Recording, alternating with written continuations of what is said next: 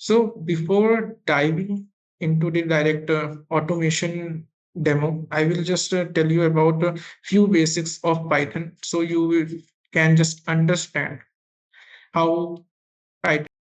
तो मैंने कोलैब में यहाँ पे कोड करके थोड़ा थोड़ा स्निपेट रखे हैं कि जैसे मैं आपको इजिली समझा पाऊँ। तो जैसे कि आर्यन ने कहा था कि बहुत सिंपल सिंटेक्स होता है, आप देख सकते हो खुद ही कि अब मेरे को प्रिंट करना है, ठीक है, हेलो पाइथन। तो मैं गया, मैंने सिर्फ प्रिंट लिखा था, यहाँ पे एक स्ट्रिंग डाल दिया। अब आप यहाँ पर कुछ भी आप चेंज करोगे वो प्रिंट हो जाएगा। अब जो ये इन्वायरमेंट है जो मैं यूज कर रहा हूँ, ये एक ऑनलाइन प्लेटफॉर्म है, गूगल कोलैब, ठीक है। तो इसमें क्या होता है, आपको पाइथन का रन टाइम इन्वायरमेंट मिल जाता है। तो मतलब पाइथन इसमें पहले से ही आप समझ लो इंस्टॉल टाइप का, तो आपको कुछ ओवरहेड नहीं होता। आप यहाँ पे मतलब छोटा मोटा एक्सपेरिमेंटेशन कर सकते हो। तो अब जो ये है, मैं at the end of this session I will share you the link, you can try on your own, okay। तो ये तो था हमारा प्रिंट वाला। अब कुछ चीजें मेंशन जो मैंने पहले करी थी कि ये डायनेमिकली टाइप्ड लैंग्वेज है। तो डायनेमिकली टाइप्ड लैंग्वेज का मतलब अगर कोई बताना चाहता है तो simply raise your hand and tell us. I will just tell you what it is.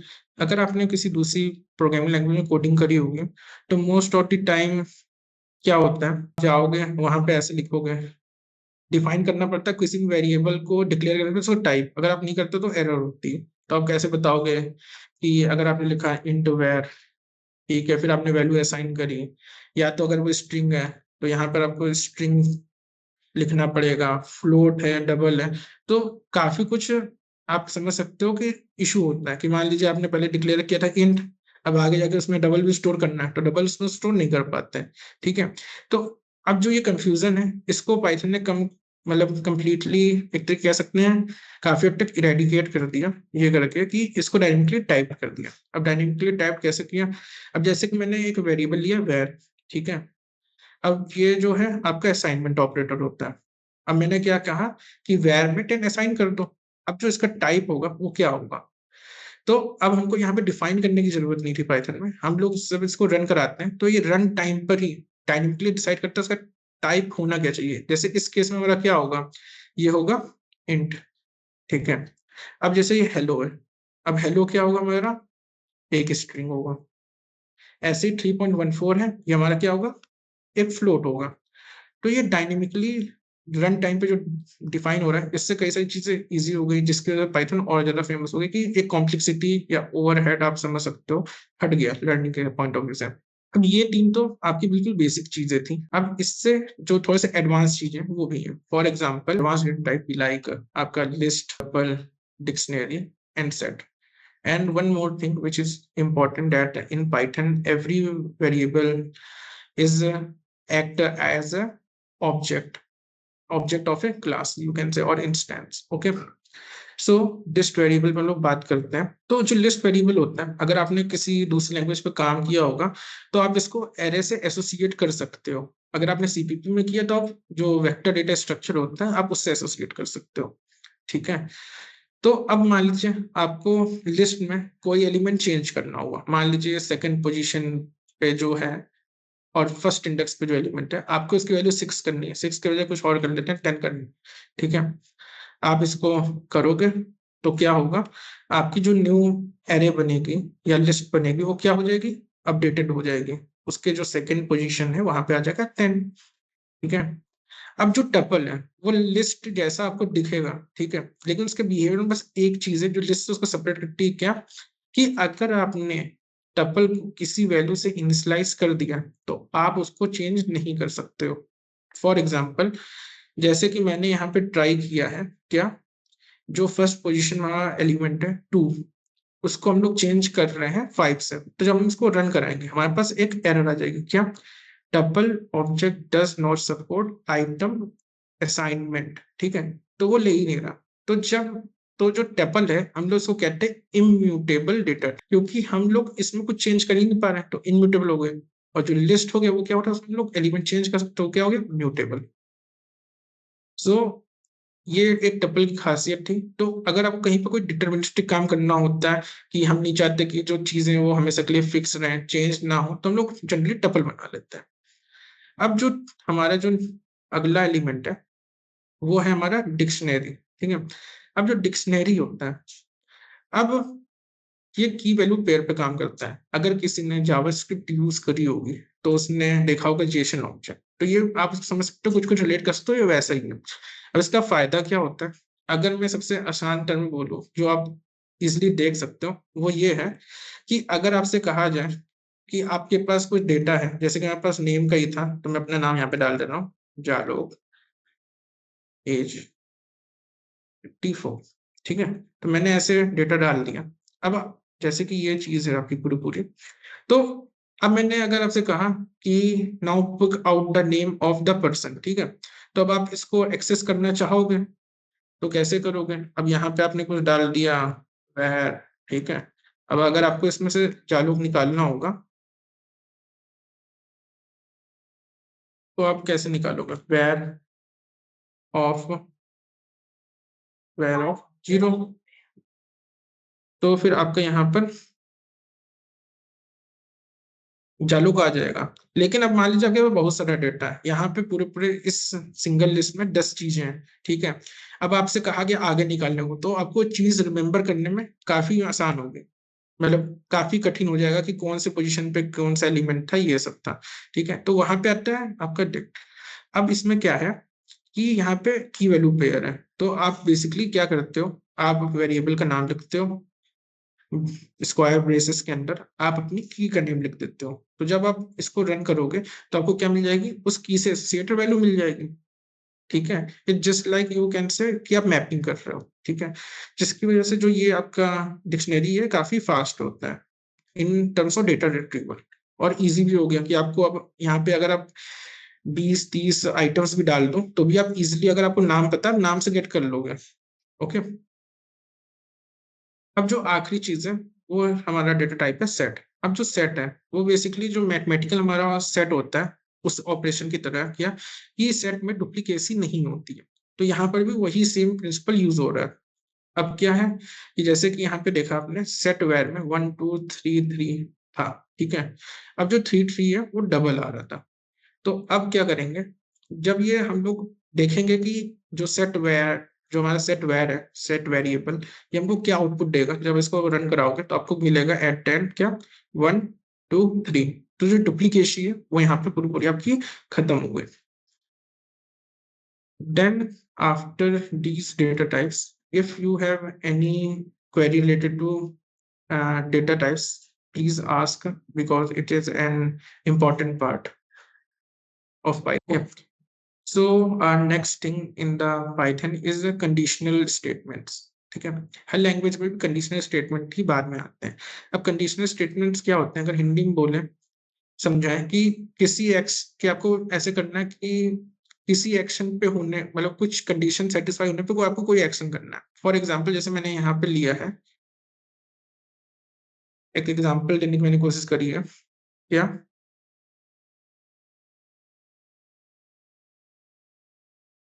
जैसे कि मान लीजिए मैंने कहा कि एक कोड लिखना था मेरे को, जहां पे मैंने आपको नंबर इनपुट कराया, आपको बताना है पॉजिटिव है कि नेगेटिव है। ठीक है, तो अभी करेंटली क्या है कि मैंने लिखा है हिंदी में, अगर नंबर, ठीक है, यहाँ पे हमने उधर स्टार्टिंग में असाइनमेंट कर दिया नंबर बराबर 10। ठीक है, अब कोड लिखा है मैंने, अगर नंबर, ठीक है, आपका बड़ा हो 0 से, तो आप क्या प्रिंट कर दो, the number is positive. Else का मतलब होता है वरना, वरना प्रिंट करो द नंबर इज नेगेटिव। अभी जैसे 10 है, मैंने इसको चलाया, तुम्हारा आउटपुट क्या है, द नंबर इज पॉजिटिव।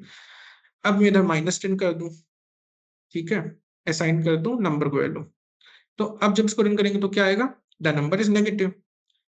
लेकिन अब मैं इसको 0 करूंगा तो क्या होगा, ये जाएगा नेगेटिव नेगेटिव की तरफ। क्यों? क्योंकि यहाँ पर हम लोगों ने ये नहीं कहा है कि ग्रेटर देन इक्वलिटी की कंडीशन फॉलो करनी, तो अब हम ये लोग क्या लगाने यहाँ पे इक्वल टू। तो अब क्या हो जाएगा, ये हो जाएगा ग्रेटर देन इक्वल टू 0। तो अब क्या हो जाएगा, द नंबर इज पॉजिटिव। अब अगर मैं कहूँ कि आपको ये भी बताना है कि ये जो नंबर है, ठीक है, ये 0 भी है, तो अब इसको कैसे करें? अब इसका एक तरीका तो ये है, अगर हम नॉर्मल लैंग्वेज में जाए कि मैं लिखूं अगर नंबर आपका बड़ा हो 0 से तो पॉजिटिव शो कर दो, वरना अगर आपका नंबर छोटा हो 0 से तो यहाँ पे प्रिंट कर दो द नंबर इज नेगेटिव, और एल्स में आपका रहेगा 0। अब जो पाइथन है, पाइथन लैंग्वेज में एल्स इफ जैसे कुछ नहीं होता है, इसको हम लोग लिखते हैं एल इफ। ठीक है, तो अब मैं इसको रन कराऊंगा तो मेरे को क्या मिलेगा, द नंबर इज 0, क्योंकि वो पहले गया देखा, अच्छा जो 0 है, जो हमारा नंबर है वो 0 से बड़ा नहीं है, फिर हो गया देखा नंबर हमारा 0 से छोटा भी नहीं है, तो फिर उसने क्या किया आखिरी में एल्स वाली कंडीशन एग्जीक्यूट करवा दी। तो ये था आपका if else statement, conditional operators, conditional statements. Then the next is looping. तो लूपिंग में आपको फॉर लूप समझा देता हूँ कि कैसे क्या हल्का हल्का वर्क करता है। अब जो फॉर लूप्स हैं, तो हम लोगों ने ऊपर क्या पढ़ा था, लिस्ट डेटा टाइप। तो अब लिस्ट डेटा टाइप में मैंने क्या कहा कि जितने भी फ्रूट मेरे को लग रहे थे, एप्पल, बनाना, चेरी, वो मैंने लिस्ट डाउन कर दिए। अब मेरे को फॉर लूप चलाना है, तो आप देखो सिंटेक्स कितना सिंपल है, फॉर फ्रूट इन फ्रूट्स। ठीक है, अब फॉर फ्रूट्स इन फ्रूट में जो है क्या करेगा ये, तो बेसिकली जो लिस्ट मैंने यहाँ पे लिखी है मैं इसको यहाँ पे भी लिख सकता हूँ। तो बेसिकली क्या करेगा, ये एक एक चीज के ऊपर आइट्रेट करेगा, आइट्रेट करेगा मतलब मूव ऑन करेगा। तो पहले ये क्या करेगा, पहले आएगा एप्पल के ऊपर, ठीक है, तो फ्रूट जो है इसमें वैल्यू असाइन हो जाएगी एप्पल और बाकी प्रिंट हो जाएगी। Then after first iteration it will move on to banana, then it will move on to cherry. So it will work like that. So when you run it, you get the output line apple, banana, cherry. तो ये basic सा था। Same for if you want to loop in number, ठीक है, you just use the range object. अब range object क्या करता है, आप समझ लो ये सिंपली एक लिस्ट बना देता है जो रेंज करेगी कहाँ, 0 से 4 तक। तो जब आप इसको रन कराओगे आपको ऐसे मिल जाएगा आइट्रेशन 0 1 2 3 4। ठीक है, तो ये था बेसिक लूपिंग। इसके सिवा आपके पास वाइल लूप भी है जिसको आप लोग यूज करते हो। अब जो नेक्स्ट टॉपिक है वो है फंक्शंस इन पाइथन। ठीक है, आपने फंक्शंस देखा होगा डिफरेंट लैंग्वेजेस में, तो अब जो इसमें जो सिंटेक्स वगैरह है लगभग सेम है, बस थोड़ा बहुत कीवर्ड में डिफरेंट है। कि एक होता है आपको फंक्शन डेफिनेशन, फंक्शन कॉलिंग। ठीक है, अब जो स्टार्टिंग में फंक्शन डेफिनेशन मतलब जहां पे आप फंक्शन को डिफाइन कर रहे हो, ये बता रहे हो कि फंक्शन बेसिकली करता क्या, this is that thing. So for defining a function you need to write a def first, so this is def, then the function name, and in the braces you need to pass the parameter which you going to include or use inside your function। ठीक है, तो यहाँ पे देखिए def लगा दिया मैंने, दे दिया add नाम, क्यों, क्योंकि हम लोग इस फंक्शन में क्या करेंगे, दो चीजों का एडिशन करेंगे। तो यहाँ पे डाल दिया a b। ठीक है, अब मैंने क्या कहा, अब एडिशन करना था तो मैंने एक वेरिएबल बना लिया रिजल्ट, उसमें मैंने स्टोर करवा दिया a प्लस बी की वैल्यू। तो अब जो भी एडिशन पर वैल्यू आएगी वो हमारे रिजल्ट में स्टोर हो जाएगा। अब जो भी हमारा रिजल्ट आया है उसको हमको क्या करना पड़ेगा, रिटर्न करना पड़ेगा। रिटर्न करने का मतलब ये है कि आपने फंक्शन कुछ काम दिया, ठीक है, अब जो उसका आउटपुट होगा वो हमको वापस वहां पे भेजना पड़ेगा जहां पे हम लोग क्या कर रहे हैं, फंक्शन को कॉल कर रहे हैं। ओके, अब जो फंक्शन कॉल होता है वो कैसे होता है, आप फंक्शन का नाम लिखते हो, ठीक है, और जो पैरामीटर्स है आप उसमें पास कर देते हो। इन दिस केस आपने ऐसे किया, आपने कहा था कि ए और बी हमारे पास रहेंगे, आपने ए और बी की वैल्यू पास करी, और फिर जब इसको रन करोगे तो पहले वाले में क्या वैल्यू आनी चाहिए 40, दूसरे वाले में चाहिए 30। ठीक है, आपको यही मिल गया। तो ये था basic of Python. So it just a tip, you can say tip of the iceberg. Python is vast, what I can say, so deep that even I don't know about it whole. So if you want to know about it you can research it on own or join the course. So now I think कि आपको थोड़ी थोड़ी understanding हो गई होगी कि Python क्या है। अगर किसी को इस पर्टिकुलर सेक्शन में जितना भी तक मैंने बताया इसमें कोई डाउट हो तो एक बार आप पूछ लो। Please simply raise your hand for asking. Okay, I think that हम लोग अब डेमो की तरफ मूव करते हैं। तो डेमो से पहले मैं आपको थोड़े से ऑटोमेशन का डेमो मैं देने जा रहा हूँ। तो before that I will just tell you some use cases. As I have told you about that form filling is the one of the use cases login bot. So in this demo, I'm going to show you a login bot that I have made for myself. Okay. Then second point is you can say web scraping. There is in cousin with web scraping that web scraping is not you can say not a kind of legal or illegal thing, but it is not allowed for some website. So before you do it, please check if that website is allowing you for the scraping. Okay. Then the thing is automation testing for web application. While giving demo, I will explain this part. And last thing social media automation. अब social media automation का मैं example ले लेता हूँ कि जैसे कि होता होगा, आप देखते होंगे कि कोई भी आपका इन्फ्लुएंसर है, अगर वो कोई चीज पोस्ट करता है, ठीक है, तो एक ही टाइम पे वो पोस्ट करता है तो यूट्यूब पे भी जा रही है, इंस्टा पे भी जा रही है, रेडिट में भी जा रही है, ट्विटर पे भी जा रही है।